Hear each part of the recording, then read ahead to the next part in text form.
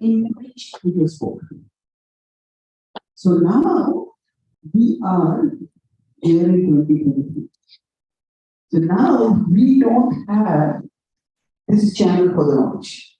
It's not that Krishna is coming today, that kindness knowledge. It is not coming this way to us. It is coming in one sense through the parampara to us.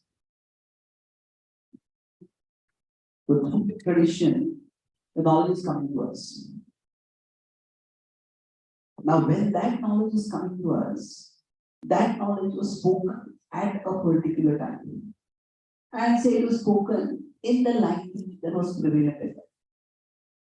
So that is not the language prevalent today. So there has to be a translation to help us understand. Now it's not just a matter of translation of language. It's every audience, whenever communication, it is saying words not staying up. It is rules of no for the use of languages. It's too nice.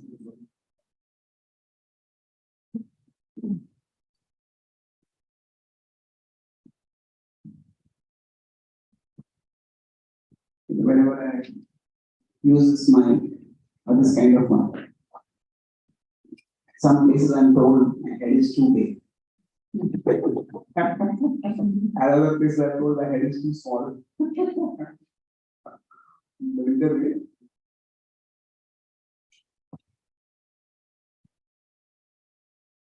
I hope you're adjusting the mic, not my head.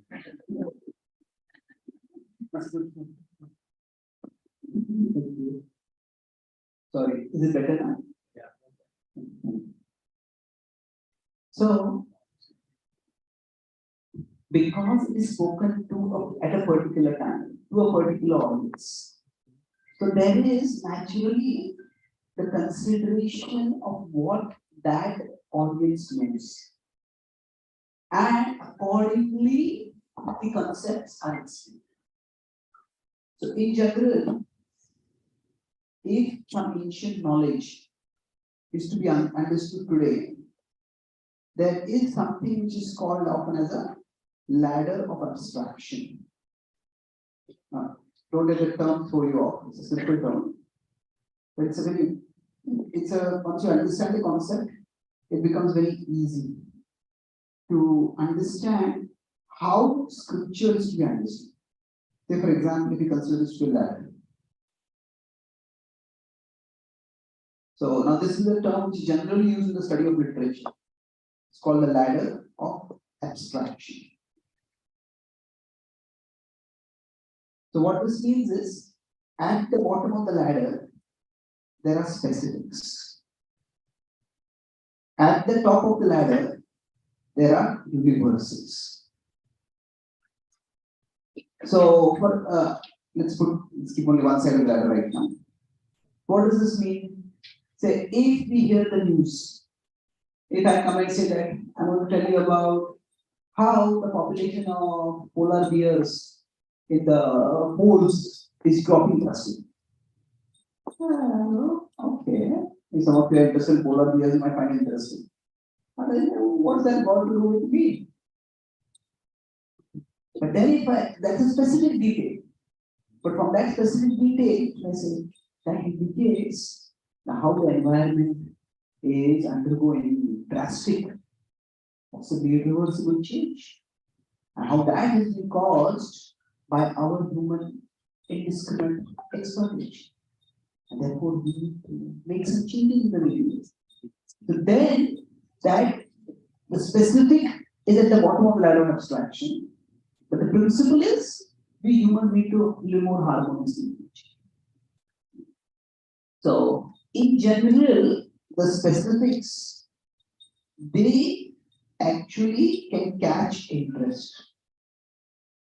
Because specifics are that specific. This thing happened to that person, this thing happened to that person. Okay, that's specific. But it is the universals that give comprehension. Okay, what actually is happening? What is the principle behind this? That means when you may hear news, oh, this happened here, that happened there, that happened there. Okay, there's one social critic who said news is simply old things happening to new people. This person was robbed here, this person cheated over there, this person had this kind of scandal over there, and this happened here. The same thing happening to new people. But when there is news analysis, oh, okay, this is what is happening. This crime happening here, this crime happening here, this crime happening. First, maybe the policies of the government are such that crime not be level. There's comprehension. So similarly, in general, if we want to understand it, so stories are specifics. And stories are absolutely entertaining. But when we draw morals from the stories, those morals are universal. Then we consider Aesop's fables, Panchatantra. Those stories are about animals. They say, what does that got to do with us? Entertaining stories. Is entertainment the only thing over there? No.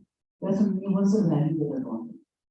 And that is what makes things very important. So,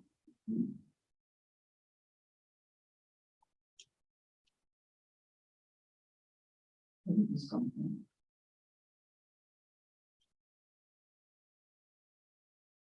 Let me do this. Touching the screen.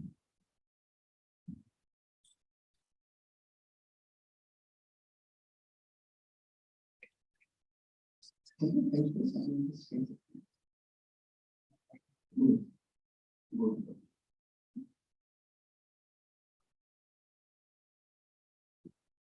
Stop. So now, the Bhagavad Gita starts, chapter 1 is at this specific level. It starts with very specific things. There's a battlefield. And there are a series of names over there. And those names, and especially for somebody who's not from a family, not in their familiarity with the Vedic culture, the Indian upbringing, the names can be very difficult. The first is Dhritarashtra watch. Dhritarashtra. I was giving a talk to some yesterday. They said, Gita is incomprehensible, but the first word is Dhritarashtra is group of American, like huge people from the yoga scene to India. And Shamanatru and I, we were the two leaders, and we just couldn't get our names. So Chaitanya Charan Das. So I decided, just call it Chaitanya also they couldn't get it. Finally, one of the students said, and this is Chaitanya. How do you get the name? Thought of Panya taking charge. So the names themselves can seem very specific. And they say, what is the relevance? So what is the relevance? You can understand many ways, but the point is, the Gita is spoken at a specific time. There are specific details. And you consider when the Gita goes from the first chapter to the second chapter, it goes right to the top of the relevance. And in fact, most of the Gita's content has very little to do with the second. It is starting from a very specific level, but it's going to a very universal. So, most of the discussion says that this is our karma, dharma, yoga, bhakti, jnana. These are universal principles. So, most of the Gita discussion is at the top level. So, we could put it in terms of the Gita's flow. If you consider, the Gita starts at the bottom of the ladder of abstraction. So, chapter 1 is here. And almost chapter 2 to 18 is at the top of the ladder of abstraction. And even in this conclusion, is a very short conclusion. You could say 73 to 78, it comes down to bottom level. Where Arjuna says, Karishye Vachanam. But even then, Arjuna will say, I'll fight. I will do your will. And then Sanjay says that wherever there is Krishna and Arjuna, there will be. It's coming back to specific level. So the Gita, at the bottom are specifics. At the top are universals. So most of the Gita is focusing on universals, not on specifics. The specifics are, there are some places the specifics are mentioned. For example, the 11th chapter, when the Vishwarup Darshan is given. But beyond that, most of the places, it is at a very universal level. So, when we have to comprehend something, there is the bottom of the ladder of abstraction, then there is the top of the ladder of abstraction. The top is universal principles. But then we can't apply universal principles in themselves. We have to have specific application of the universal. So, for example, function in spiritual consciousness.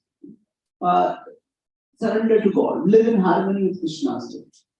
Okay, what does it mean today?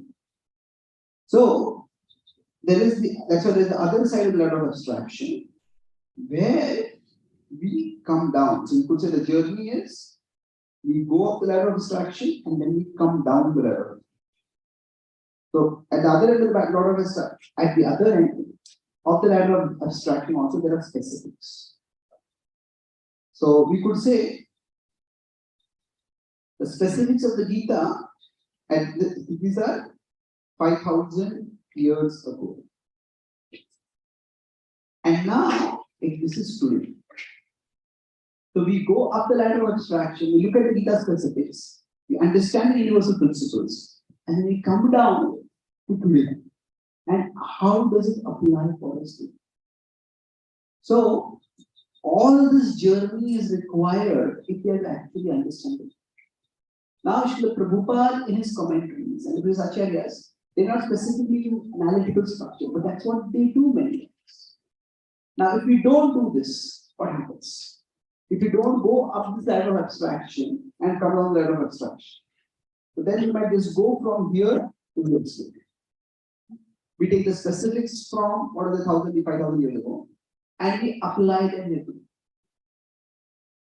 So a few years ago, I was traveling in a plane and I saw a newspaper, somebody reading a newspaper, I saw a headline.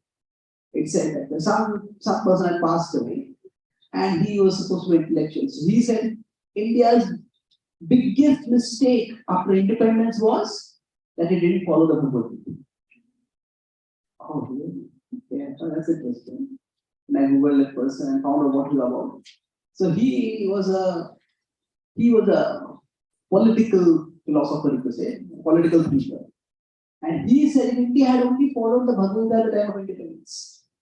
Then in 1947 itself, on 15th August, India would have attacked Pakistan and annexed Pakistan. That was applying the Bhagavad Gita. Krishna told Arjuna to fight, so Indians should have followed the Bhagavad Gita and should have fought. Now, is that the application of the Bhagavad Gita? Now, we may say that, yeah, maybe India should have done that. Now, that is a political strategy. Whether should have done that or should not have done that, that's a different question. But that is not the teaching of the Bhagavad Gita. It is, we can consider whatever the emergency in India and Pakistan now. We look at the time when our Acharyas were there, Ramacharya was there, Madhvacharya was there. At that time, India was under the rule of Islamic extremists. And still none of the Acharyas in their commentaries and therefore applying Bhagavad Gita means all of you attack these invaders and drive them out. Yeah. So that was not the application. So taking something literally from another age and just transposing it literally onto today's age, that is not at all the way to apply such. In fact, that is what often breeds fanaticism. So there are some people their religion was founded 1,500 years ago, or 1,000 years, 2,000 years ago. They want to turn back the clock and apply everything, take society back to where it was. So most of not just the Gita's content, but most of the Gita's commentarial tradition has been at the universal level, not at the specific level. Not at the specific bottom, and not that the specific of the bottom here can be translated directly over. So let's study the specific in the first chapter. But after studying the specific, we will move forward towards the universal things. And even when studying the specific, I'll focus on something universal that is being conveyed to the specific or pointed to the specific. The Gita's first chapter has how many verses? Can you remember? 46. 46 verses. Okay. So I asked because I didn't know.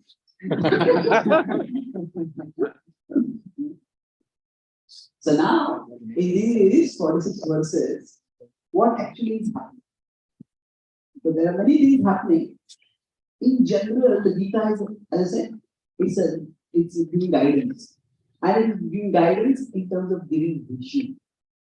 In this first chapter of the Gita, there are broadly 3 forms of blindness that are depicted. There is Dhritarashtra's blindness, there is Duryodhana's blindness, and there is Arjuna's blindness. So Dhritarashtra's blindness begins with the first verse itself. The first verse, most of us know it together, let's recite it together. Dharma Kshetre Kurukshetre Samaveta Vidutsavaha Mamaka Pandava Traiva Timakurvata Sanjaya. So he's asking that at the Dharma Kshetre, what has happened? Samaveta Vidutsavaha, both sides have assembled for fight. Mamaka Pandavas Chandra, my side, my people, and the Pandavas. Kim Akurva Sanjaya. What did they do? What happened? So now actually his question is Kim Akurva. It's not so much a question about what happened. That would have been a very different question. Say, for example, say there's a big important cricket match going on. The World Cup final or something is going on. And somehow somebody is a big cricket fan, but they have some work meeting or they have an obligation. So they have to be there. Maybe there's a little break in the meeting and they, what happened? And what happened means they're asking who's winning. What happened? But suppose they ask, you go to the cricket match and they ask, what did the players do? You don't know what the players do. The players played. And the ball was bowled, the batsman batted, the fielders fielded. The umpire umpired. There's no word like umpire, but they umpire. So, Kim Akurvata is a very strange question. It is not what happened, but what did they do? So, why is he asking what did they do? Because he is afraid that this is a Kurukshetra, is a Dharma Kshetra. And Dharma Kshetra will affect, that place itself will have an effect on people, on all the people who are there, that will affect them. So Dhritarashtra's blindness, his blindness is that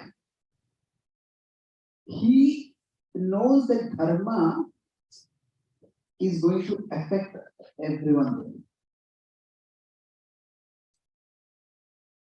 And that's why he wants to know, Kim Akurvata. What did they do? He's afraid that on one side, the Dhritarashtra situation is that he is hoping for the impossible and he's dreading the inevitable. What is the impossible? That his sons will win. So his blindness comes in 2 forms.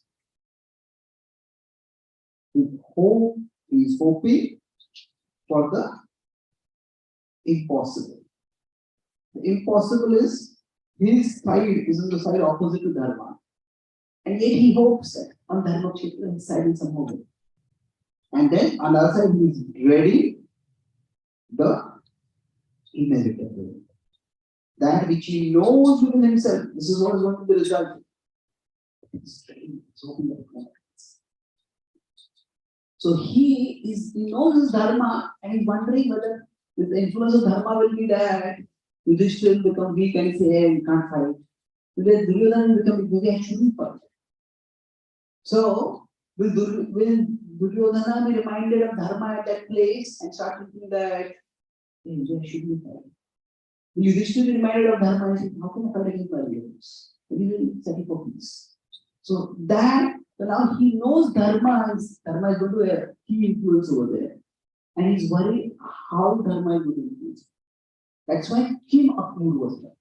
It is not about the event that happened over there, but it's about the actions that the participants. Now, what is his blindness?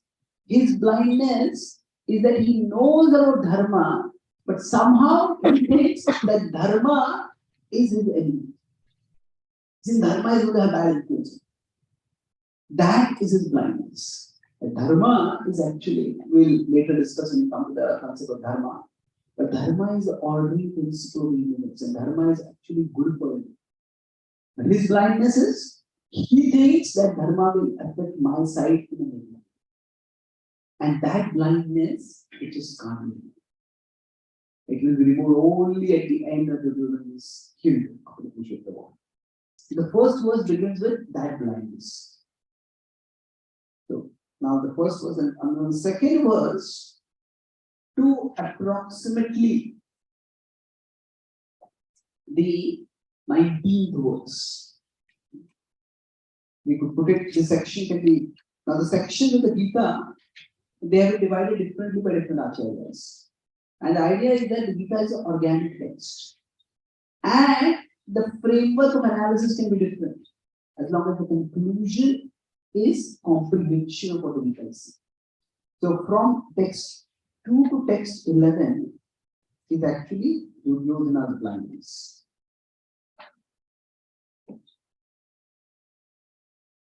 Now, what is Duryodhana's blindness? At one level, it begins with his eyes. He says, Drishtva tu Pandavani, come.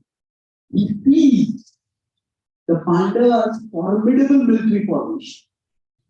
My God. They are far better prepared than what I thought. He was thinking that our army is almost double the size of their army. So Duryodhana had the confidence that, you could say confidence or you can say arrogance.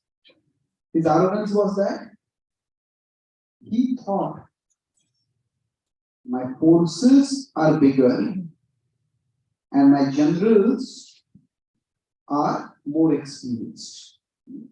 Is bigger in size and better in experience. There's nobody on the side of the Kauravas, the Pandavas, who matches the experience of Drona or Bhishma. So he was confident of his victory once. But then he saw the cover of Pandavas' victory formation, he became very shaken. And that's why we consider what is happening in the first chapter. It is, say a team is bowling, and then the team comes in a cricket match. Okay, this fielder will be here, you'll be here, you'll be there, you'll be there. And then as the fielders are setting in place, the batsmen come out. And the batsmen they come out with such an aggressive frame of. And sometimes the batsmen take a batting pose, the bat is on the ground. And sometimes right from the first ball, the bat is raised up. Like, you're just waiting to hit the ball. So the opposite fielder thought that, opposite fielding captain thought that, initially they will try to be defensive, they will try to create a foundation like that. But the batsman comes right in the beginning with a very aggressive mood. Then the fielder comes, the fielding captain will come right to the ball. Maybe you have to rearrange the field. Maybe you're trying to ball like that, you ball like that, don't ball like that. So, seeing the Pandavas' military formation, Duryodhana immediately to run to Drona. He said, hey, this is disturbing. And then he tries to do this political manipulating. He wants to use, he's cunning. Duryodhana is cunning in one way. One time I was asked by a leftist university in India to talk about some life lessons from the Mahabharata. But it's very specific. Don't tell them normal morality stuff. Tell something new. So then I said, okay, I'll talk about leadership lessons from Duryodhana.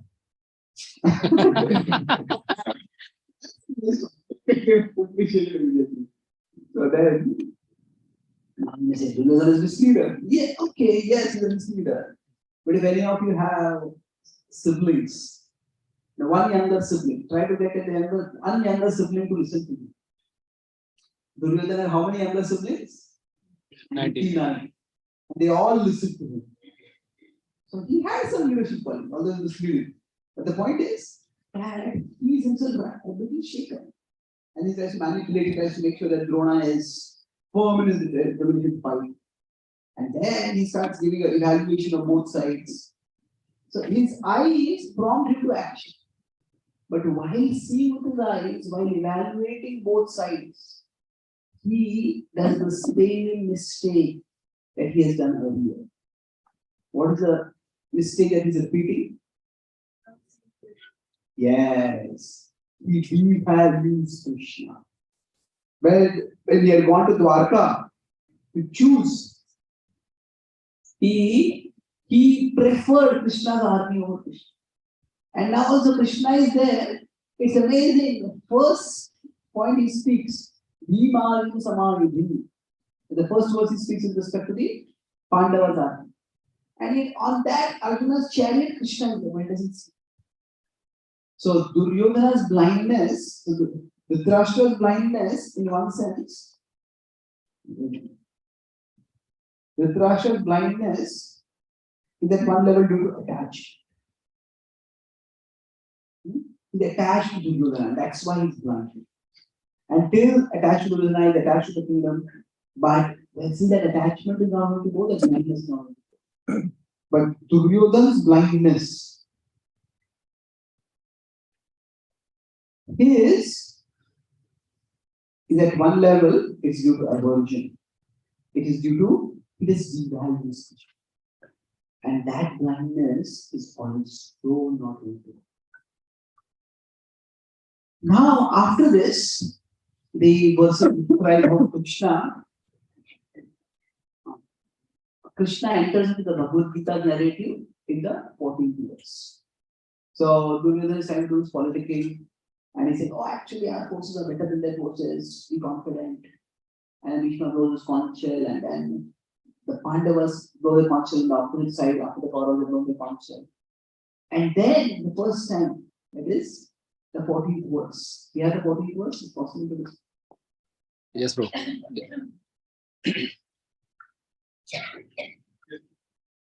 So most of the time, just keep this screen. There's no need for, because I'll be mostly writing on this. There's no need for me there most of the time.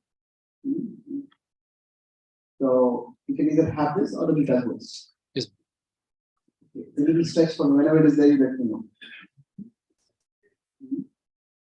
So, Tataha Shvetai Hayai. Is it the next one? Yes. Yeah. Tataha Shvetai Hayai. You take let's try together. Tata Shvetai Yukte Mahati Jandarisitau Madhava Pandava Shaiva Vidyas Kandau Pradachatu. So here, it is kind of both of them below their functions. And it's Madhava Pandava Shaiva. The Bhagavad Gita is poetry. So with the first introduction is there, that any of the names of Krishna and Arjuna could have been used, but there are this alliterative rhyming names, Madhava and Pandava, with which they are introduced. And then, after that, in one sense, things are going in the direction favoring the Pandavas. The Duryodhana is already rattled, Duryodhana tries to boost the morale of his forces. But then, when the Pandavas blow their conch, then what happens? Then is that Hridayani Yadarva. The Kauravas' morale is shattered. And then, as this Kapi Dhwaja, Arjuna is having Hanuman on his chariot. So basically, the way it is going is, the narrative of the Gita is going from 1 to 20. Up to 20. So it is, the Pandavas are winning the mental war. So before, if you consider a sports match, before a sports match, sometimes there's a mental game going on between the two teams. One side will say something inside the other person. They try to sometimes on sports, sometimes people sledge, people tease. The mental war is going on, the mood is there. The mood that is developed, Pandava's morale is in the heart, and the Kauravas' morale is going down. Both because of the Kauravas, Pandavas' forces, and because of the Pandavas' confidence that seemed to the conflict. And then suddenly something different happens. And then from there is a steep decline. Suddenly, from there, Arjuna says that take my armies in between. We are talking about the morale. Morale of the Pandavas, specifically of Arjuna. Now, when Arjuna's morale goes down, even the Pandavas' morale goes down because he is the key person over it. Now, when Arjuna, he is not conscious, he is had his bow ready to fight, but suddenly he says that Kainamaya Sayoddhavam Asmin Ganasamudhyam Yotsimana Aveksheham. So it's significant in the series of verses. You have the page where you see all the verses in one line.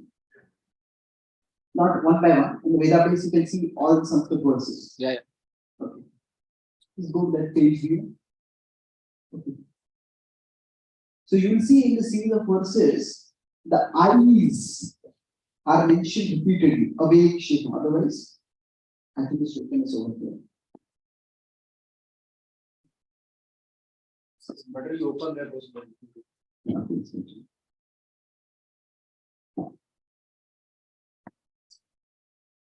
Yeah, it's mentioned.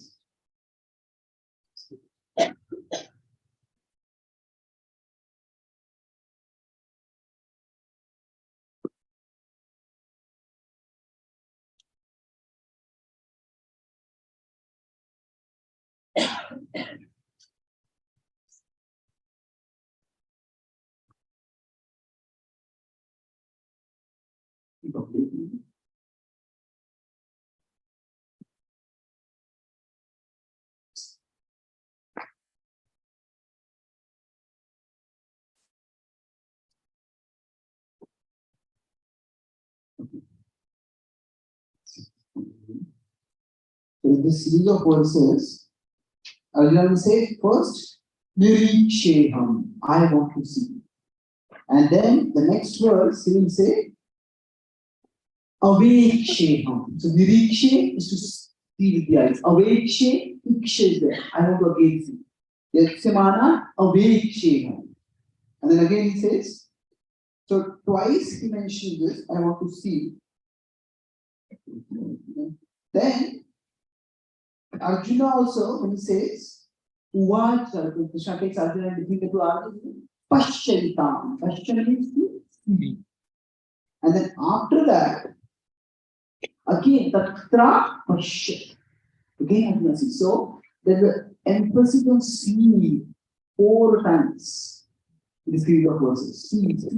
Arjuna says, I want to see. Can they just see? And Arjuna says, Tatra Pashcha. So here what's happening is, later on, Krishna and Bhagavad Gita used several times. Yaha pashyati sapashyati. One who sees does actually sees. Here, where what is happening is, it is Arjuna's vision that is leading him to me. Arjuna came with his eyes wide open. Arjuna was ready to fight it. But his seeing that led him to me. So, my scene is very distracting. Okay. So, what exactly happened over here? If we consider the battlefield, we are talking about now this Arjuna's blindness by which he led to confusion, and how was that resolved by him? That's supposed to be our focus of our discussion. So, we can say that this is the Pandava army. And this is the Kaurava army. And now Arjuna's chariot comes in between over here. So there is Arjuna and there is Krishna. And it describes that when he is brought in, his chariot is brought right in front, it's in the middle, but it's brought in a place where you can see Bhishma Drona Pramukha. This is Bhishma and Drona primary. And what is that? What is the effect of that? Tatra Pashyati. As soon as he sees this, so when Arjuna is here, so for example, in verses 21 to 23, Arjuna is here. So from 24 onwards,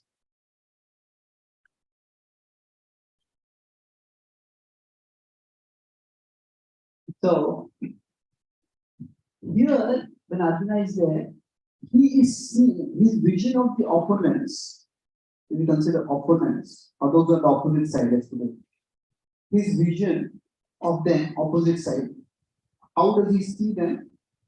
Here, when they say, Dhartarashtra se durbuddhe yudhe priyachiti says, those who are supporters of wicked Duryodhana. Or it is a wicked son of Dhritarashtra. That is how he sees them. But by the time he comes over here, he sees them as our people. He sees them as the Swajana Nikatam Hatva Supinasya Umadava. So when we see, so what is it that we emphasize in the DLC? It's important. So right now I'm looking at you, and you're looking at me. You could, when you're looking at me, you can see me as a brahmachari, you can see me as an intellectual, you can see me as a proud person, you can see me as an Indian, you can see many different ways of each person. And depending on what we focus on, we will respond accordingly. So what has happened for Arjuna is as he comes in the middle of the battlefield, the focus of his weakness. He is very forcefully reminded that these are my own people. And especially among all those people, Vishnu is there, very people. And it's not just they are there, there are also entire, it's just several generations of related. It described it actually in the battlefield, 5 generations were there. Arjuna's generation, his father's generation, his grandfather's generation. Arjuna's son's generation and Arjuna's grandson's generation also. So Arjuna himself did not have grandsons, but some of his other years had their grandsons over. So there are 5 generations, we all are people. How can I do this? So in general, what is happening over here is that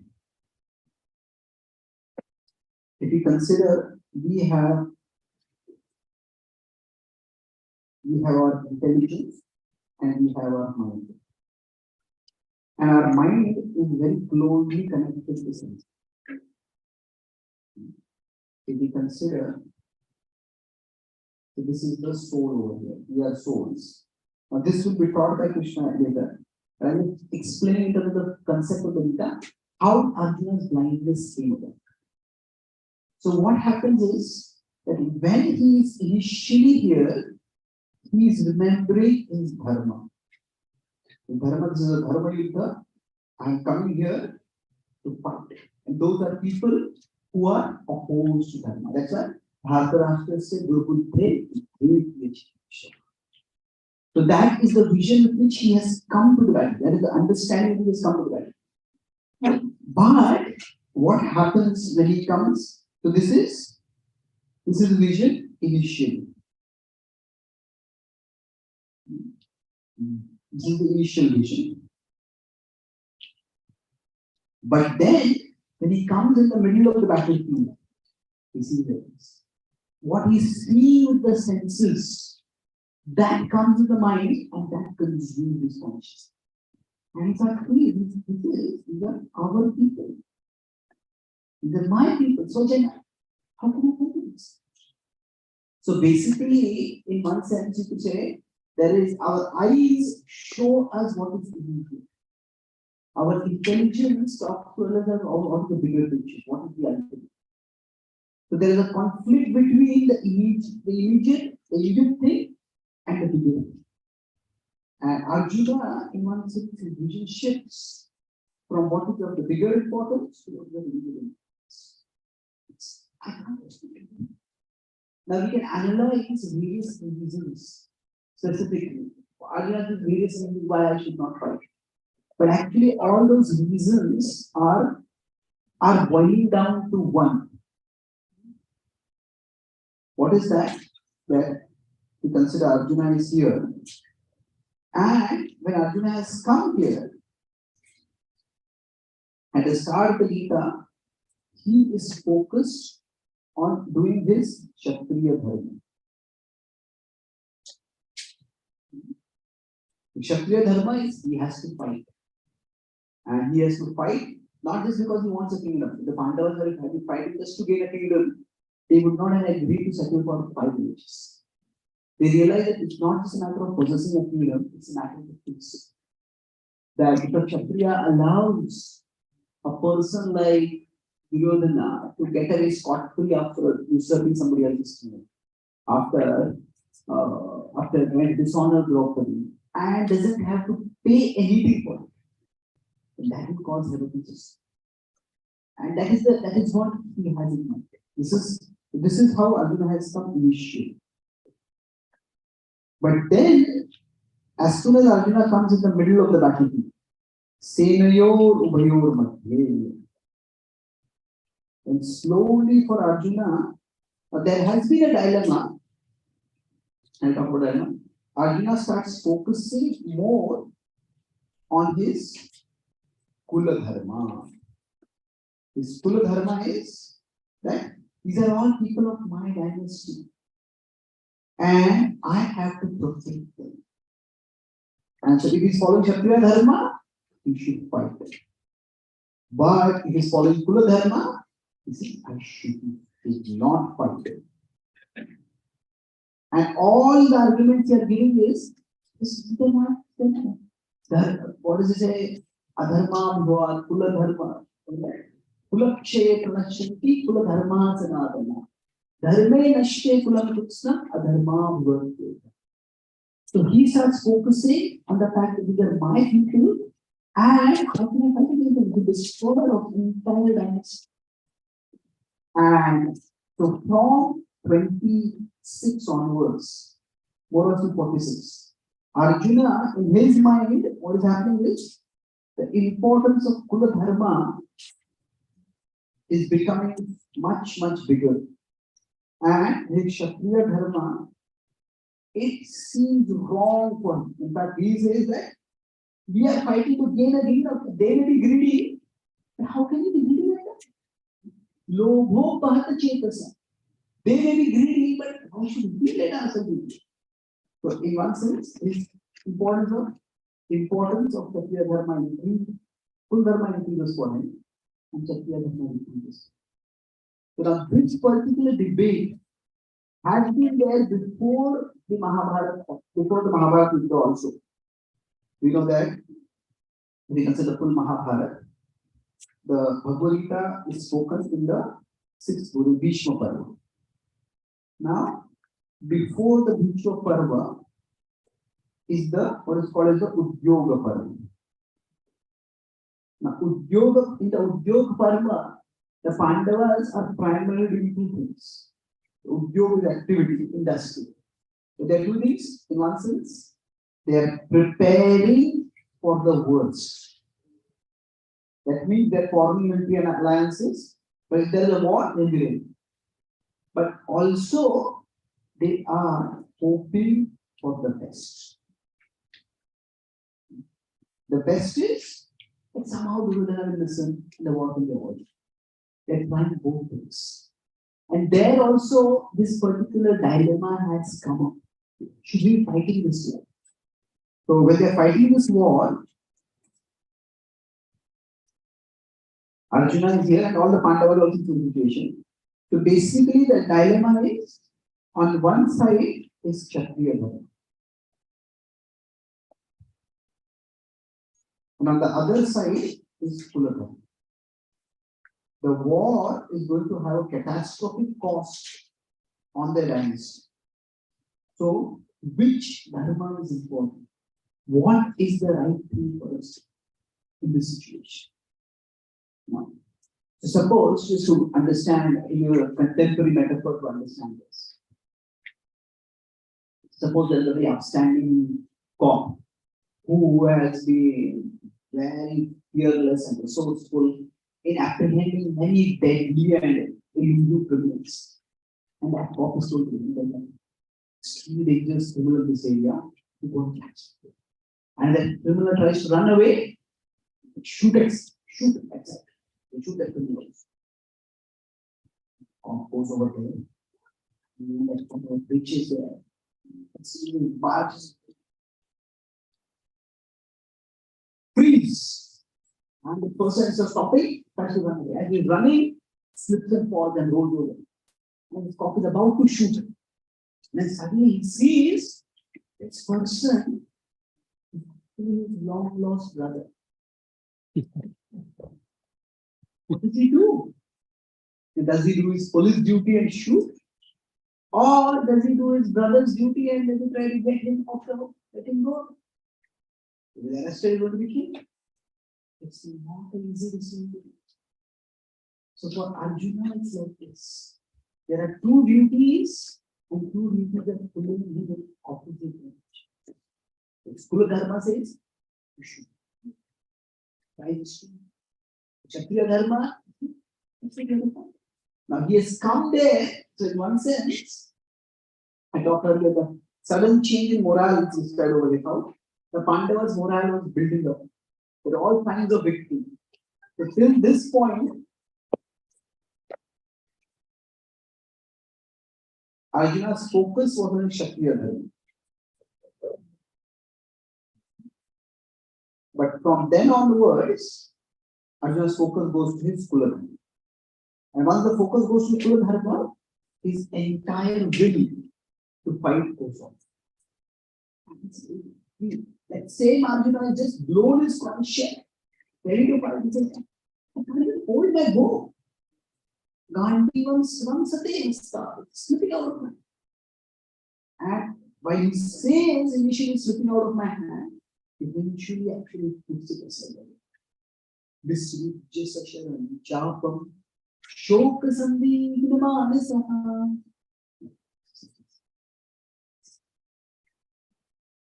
He doesn't literally say I can't fight. He just puts aside his words. In this case, actions speak louder than words. He has given many of his reservations and objections, but why you can't? And finally says, he basically puts aside. So this particular specific setting, it is about two duties putting Arjuna apart. I'll take 2 quick points, then I'll stop. That actually when Arjuna stopped like this over here. Here, Arjuna has some specific reasons which he gives, and we could go to all of them center around the fact that he is feeling that he will be doing a dharma. So Arjuna definitely has fear. So there is fear. But now the two points I want to make are they want to rise from the specific video. They go to from the bottom of the ladder of abstraction to the top of the ladder of abstraction. So the Acharyas, for example, Vijay Saraswati especially emphasizes in his commentary that what is the point of this first chapter of the Gita? The Gita was simply to give philosophy. And it started simply with the second chapter. It started from the Hindu Yodhadi. So the point over here is that our fears, what we fear, it reveals what we care. Generally, we are not afraid of things that we don't care for. If somebody says, okay, bomb exploded in some part of Africa. Okay, not that we are happy the bomb exploded. But we don't become worried, we don't become alarmed. But we come to a bomb exploded somewhere in say Delhi or Mumbai, or a bomb exploded somewhere in Seattle. Yeah, so what we fear is really what we fear. And it's significant that what is our fear. There are two ways in which the Gita's setting can be misunderstood. One is that Arjuna had an attack of nerves. That means, like some people, they can some sports player is there before a big match, they see the stress of the match, and they can't even play. Everybody can become nervous. So Arjuna had a big war to fight, he just couldn't fight. It's not at all like that. Because among the fear that he mentions, now we talk about Arjuna's fear, there is not even once a mention of fear of his own death. Like now, we have this Ukraine-Russia war going on, it's been grinding on for a long time. Now, both sides are conscripting forces. Conscripting means that they're forcibly inducting people into the army that people don't want. So, as unprepared people in the one battlefield, they might see. Initially, might have some spirit to go, but it's actual enemies. They see guns and they see cannons and they keep on.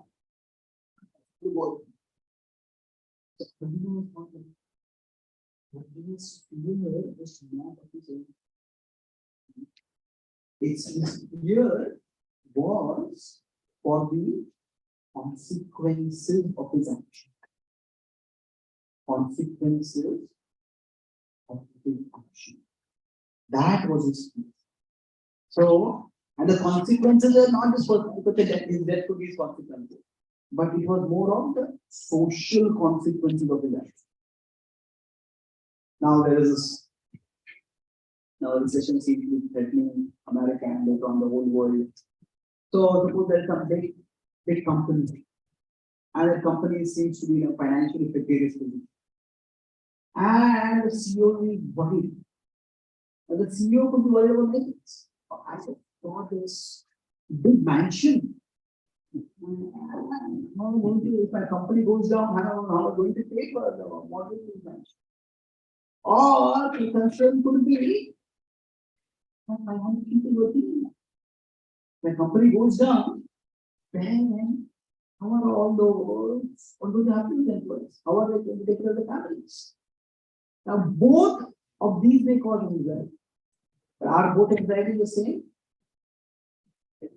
The first is much more self-centered, and the second is much more social place. The concern about the thing. So Arjuna's anxiety, Arjuna's fear was not an attack of holiness. Oh, what will happen? I will die. Not even once as mentioned his own death. So his fear reveals that he cares. What he cares for is to do the right thing, to do the responsible thing, to do the thing that will actually have a positive result. And that's why I was putting Acharya Madhusudan basically said that the whole purpose of the first chapter is to show Arjuna's qualification for gaining the knowledge about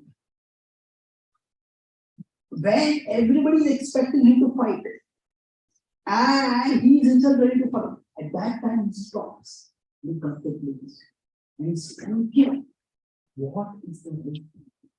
Dharma simply in this context means the right thing to do. So, the Gita's chapter 1, through it all, it reveals Arjuna's qualification or receptivity for knowledge of Dharma. And in fact, that is a specific question that Arjuna will ask in the second. The whole Gita is that the whole Gita's mood is that when we are faced with difficult choices, what is the right thing to do? What is the right thing? That is the question of intelligence. And sometimes there's a right choice and a bad ethical choice. Sorry, there's a right choice and the wrong choice. At that time, you just need moral strength to choose the right thing. But when two choices are there, and there's something good about both choices, and there's something bad about both choices, that is the time when decisions are really difficult. And arguments facing such a issue.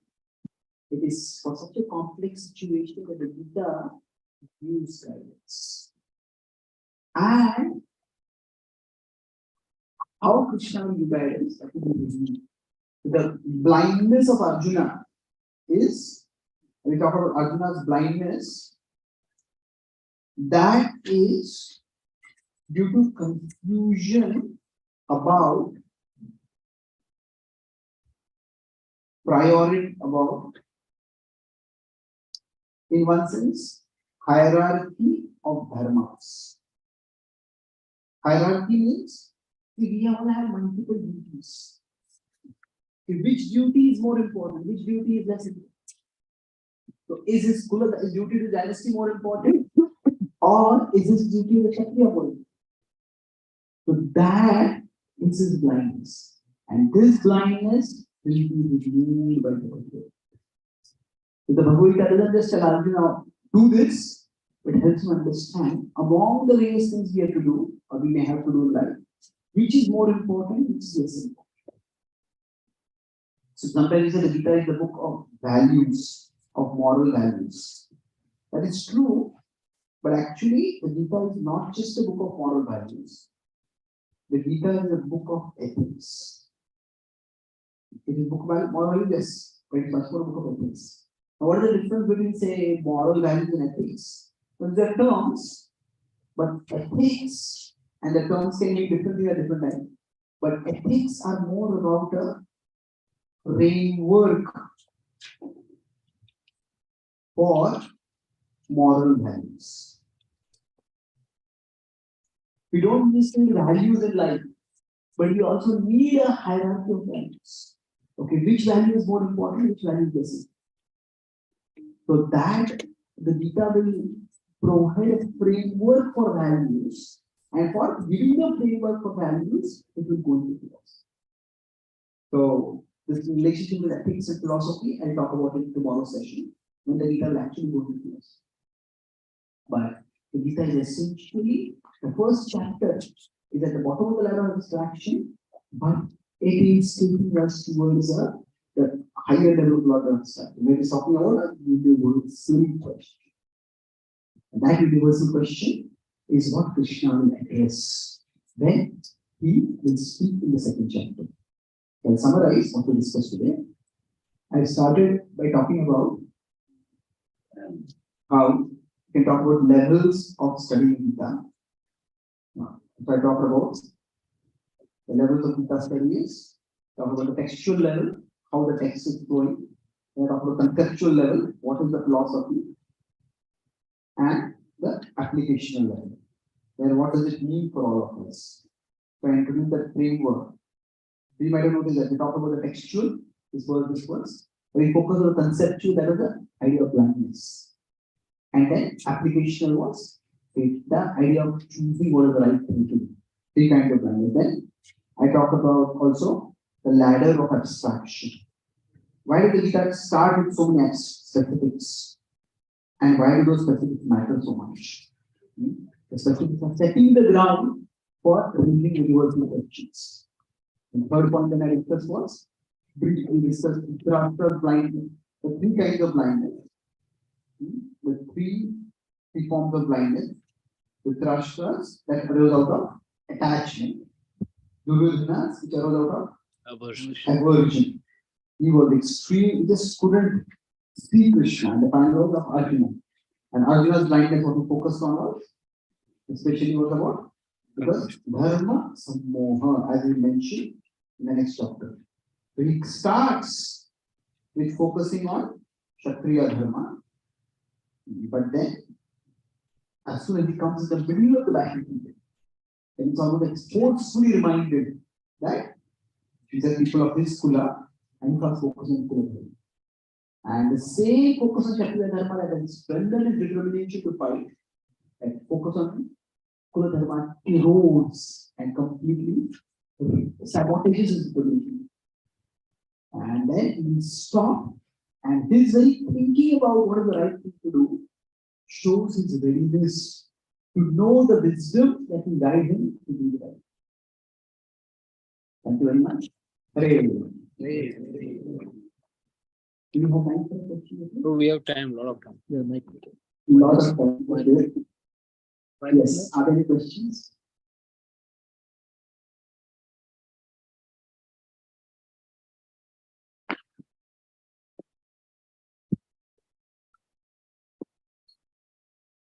Very good.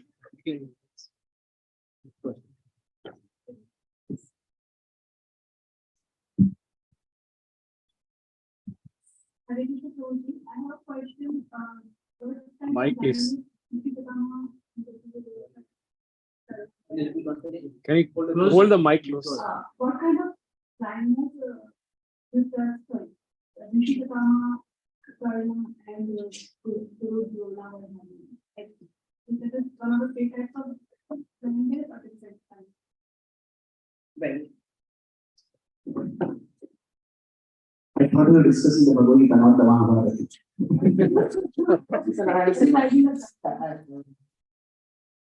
I'm just joking. The point is that they are not highlighted in the Bhagavad Gita. Why I focus on these three kinds of blindnesses?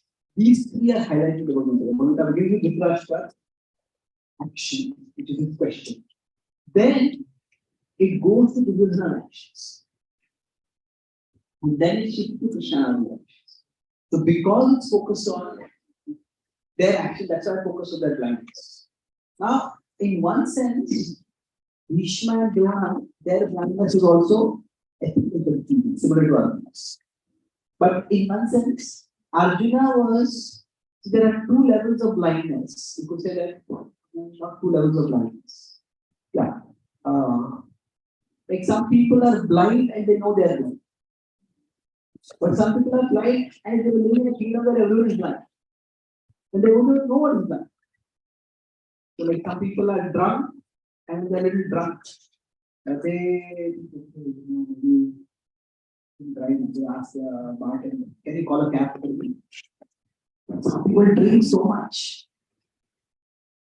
And then if somebody, if the bartender says, sir, can I call a cab for you? Oh, really not.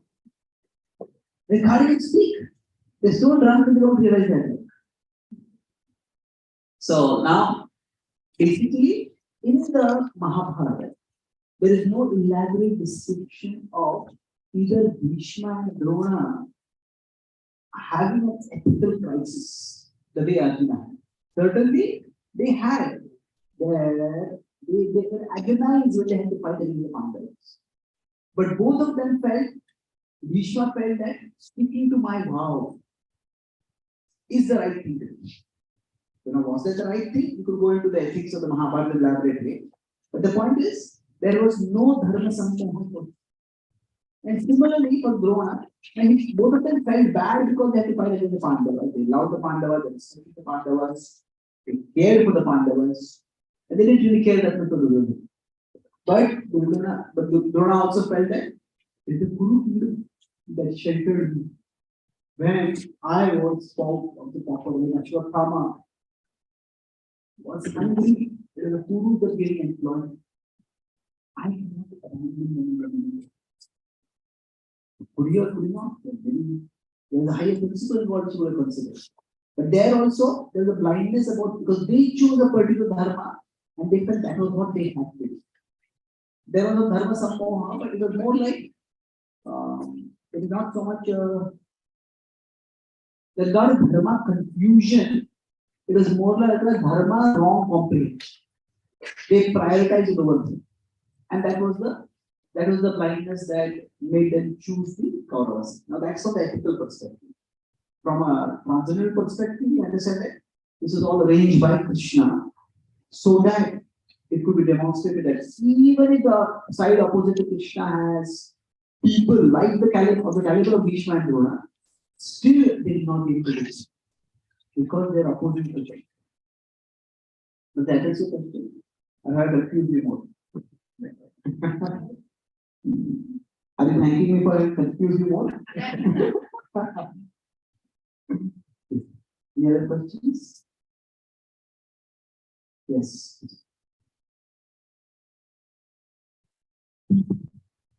Prabhuji, when Arjuna gave 4 reasons, right? See, 3 of them were little kind of self-centered, but the 4th reason is destruction of the family. Right? So, was it not a legitimate concern that he had that whole family, either of both Kauravas and Pandavas, whole family will get destroyed? So I find those 4 reasons like artificial construct. I really don't see the 4 as very different. They're all, it's compassion. We could call compassion and enjoyment as 2 separate things. And in some ways they're separate. But in one sense, frankly, I haven't seen any previous acharyas give 1, 2, 3, 4 reasons like that. This Arjuna is speaking his heart. So now those if you see the way he says this, they all have done. And he could say enjoyment that if I gain wealth, I want my loved ones to be around. Well, is that like a very essential level of enjoyment? If Arjuna is going to win the biggest war of his life, would he not want his guru to be there to appreciate him? Would he not want to make his guru proud? Would he want to win the war at the cost of his guru's life? Just, like if someone was champion, cricket batsman is champion, and who's a talent player, and that player, now the coach is there, he's actually coached him for a long time. And then, just before this player arrives at the international scene, and does a stunning performance which takes the country to which is before that the coach dies because of heart. Isn't it the person who wanted enjoyment? Okay, but that's not a selfish level. I have achieved something and I want those who help me to achieve that to be there to share the moment of achievement. So you could say it's selfishness, but it's not really. So it's not really very selfish level of selfishness. It's not that he wanted the pleasure for himself. It is not that there is very selfish level of selfishness is that you don't give credit to anyone else. I am great and all of you go around. So all the reasons in one sense, even the destruction of family culture or in the fear of simple reactions. That's also a long-term vision. He's not thinking, he's thinking of the future life, he's thinking of right or wrong action and consequences. So overall, whether it is compassion, these are my people. How can I think that? These are the people with whom I want to get joy in life. How do we like without them? These are the people I kill. And he said, in Bhagavad when we address us what they are my people, we kill them. What are these people again? If I kill them, society will be left for their leadership, society will be left without leaders. So all of them are basically outgrowths of his concern for Kula. So we could separate them, one is the less selfish, but all of them are. So when he's talking about Kula Dharma, Sanatana, Kula Kshay, Pranashya, he's talking about what will happen to our family in the future. What will happen to the dynasty? What will happen to their family is not just one family. Their family is the family of the leaders of society. The whole family, the whole dynasty is going to have severe consequences on society. So we could say that rather than they have 4 reasons, they are like 4 aspects of the same reason. They are, so when I said artificial construct, there are 4 valid points. But it's just that these are one concern which expressed 4 different dimensions. Does that address your question? Yes, please. So all of them are arising from a certain level of selfless concern for the bigger picture.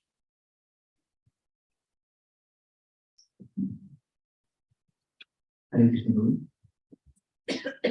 So in this actually, Bhishma and Drona, they both have the knowledge and they are not confused. Similarly, Yudhishthira, he doesn't have any head. One.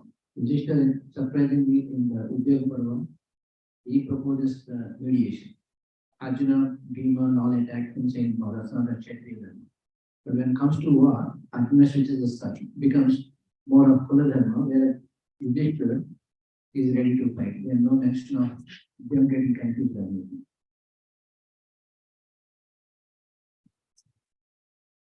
What is the question? The question is, people who are not either way, they end up on both sides, Pandava and Duryodhana. They are not confused. But only Arjuna was putting to this confusion.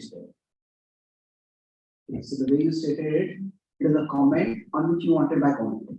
Okay. Okay, so the two things are there over here. That are Bhishma and Drona not confused?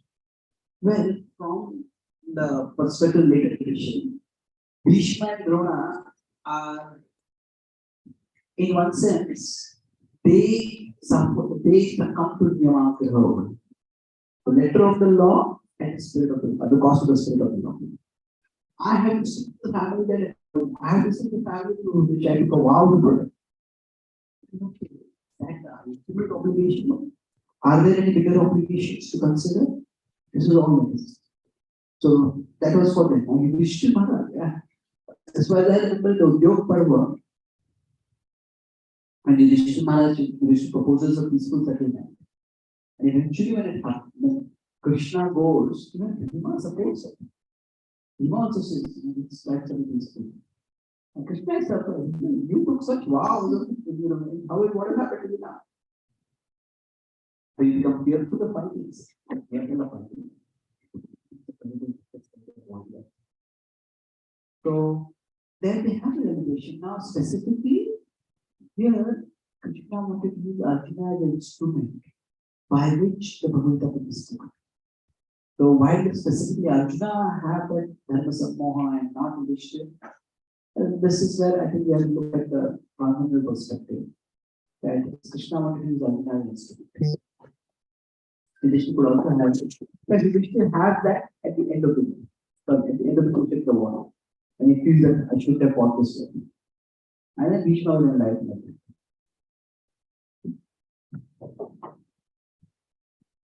So in some ways, the Gita is focusing more on the Krishna-Arjuna relationship. The Bhagavatam also talks about the Krishna-Arjuna relationship, which is a different chapter. But if you see overall the Bhagavatam, the focus is much more on Bhishma and Yudhishthira attacks. Let's say, for example, Yudhishthira asks questions. Why does Arjuna not have questions? Arjuna has heard the Gita, has classified by that. That is the type of Yudhishthira has some. Answer. Post-war rethought, post-war regretments.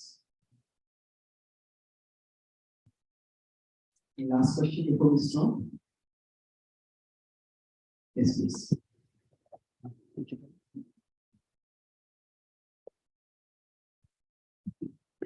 Hare Krishna. Prabhu, you talked about Kula Dharma versus Kshatriya Dharma deliberation or dilemma that I'm trying to connect the dots between, like, you also mentioned that you've spoken at that time of applicable to the societal structure or more in context of that structure. Do you have any insights on how, because a lot of our deliberations, like Kula Dharma constructs, have not changed that much. Like it's easier for us to know what's good for family and what's not. I think it's the equivalent of Satya Dharma, that's where the most struggles are. So thankfully, we are not doing anything as great, like which will have any great concerns from the society. But that also makes it difficult sometimes to evaluate the thing. Are there any insights that you can share on? Are you asking about how this might apply to us? Right. Yeah. I mean, it doesn't have to be those two dharmas only. It can be, say, suppose a person, you get an opportunity to get a job, which is very rewarding financially, professionally, that growth trajectory there. But then that means uprooting your family. Maybe here, family has a good social circle, the children have good school, and at that place, you don't know how to. Do we prioritize the family or do we prioritize our job? So it's not an easy decision to take, and there are no standard answers. So, or decide to continue to stay in America because professional things are good for you, but maybe you want to go back to India because you get better qualification over there. How do we decide? These are questions, which is again dharma samya. So, which duty is more important? Now we say, is the family duty more important? But yes, maybe, but is it always that simple, that black and white?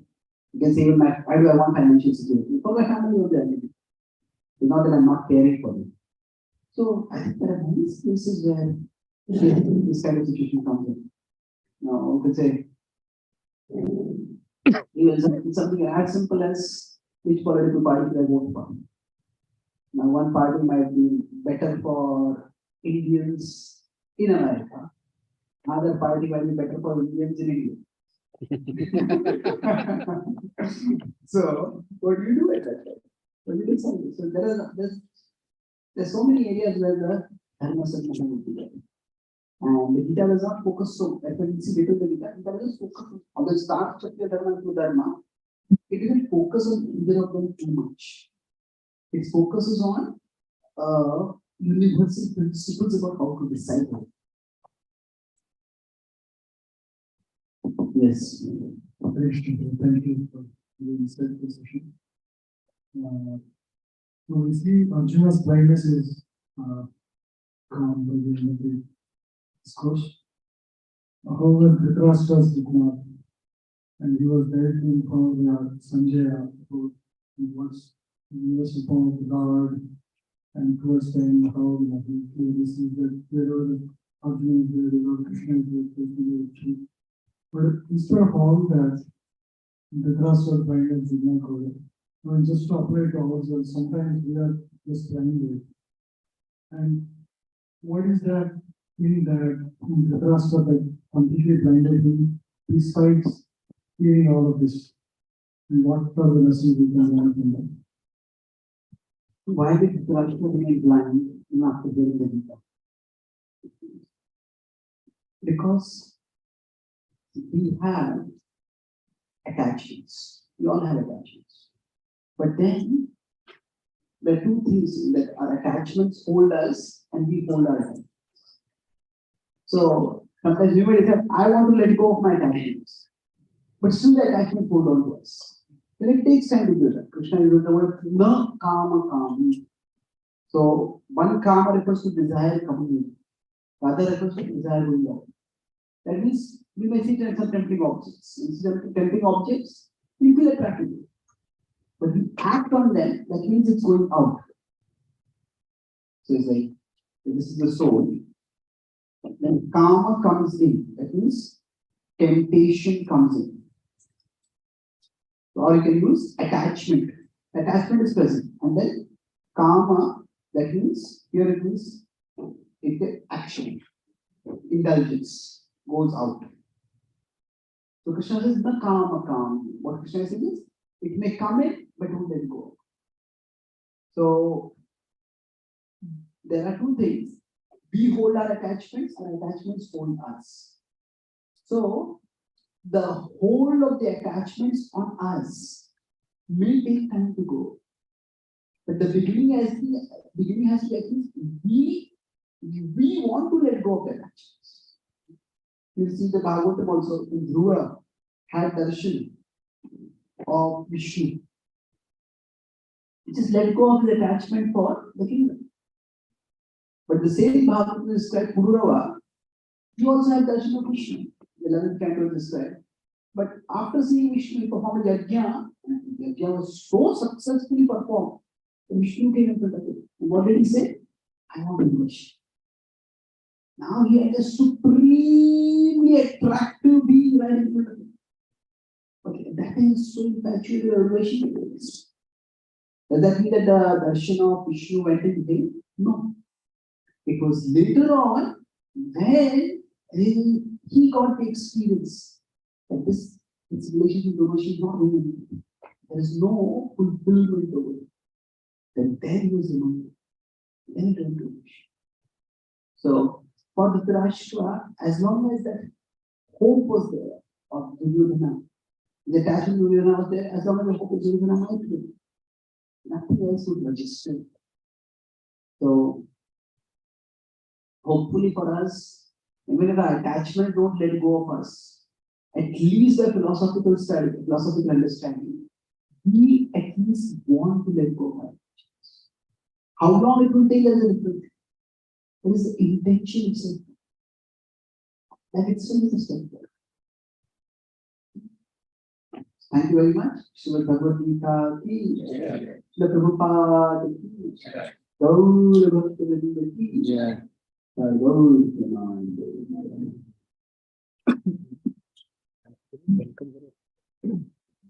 So I have written a few books since in the last time.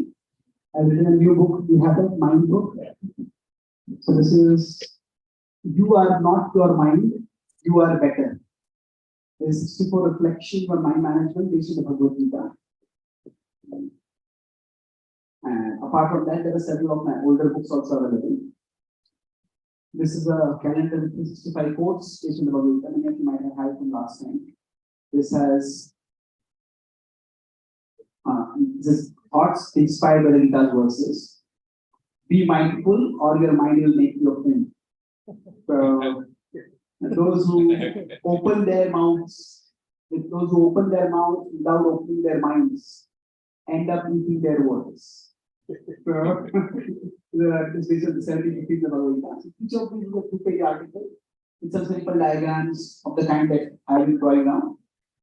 So this is about how to deal with the mind's moods, how to persist when our mind is not cooperating with us, how to get the mind to change. There are some articles explaining this. All the books are available. If you like, you can take from there. And I'm available to sign the books also. Thank you. Hare Krishna. Hare Krishna. Thank you, Prabhu, for listening us and simplifying what we've been reading a lot in Bhagavad Gita for 7 years in such a summary and nice way. And Prabhu has been coming to Seattle for many years. He's a mom and a father, and he's also a motivational speaker based on Bhagavad Gita. So thank you, Prabhu, for coming here. And we have classes until Thursday. Same time. We'll be here at 7:30. We can start on time, and we can have more time at the end for question and answer. Okay. Hare Krishna. With that, let's welcome the Chaitanya Charan with loud Hari Bol. Hari Bol. Hari Bol. Hari Bol.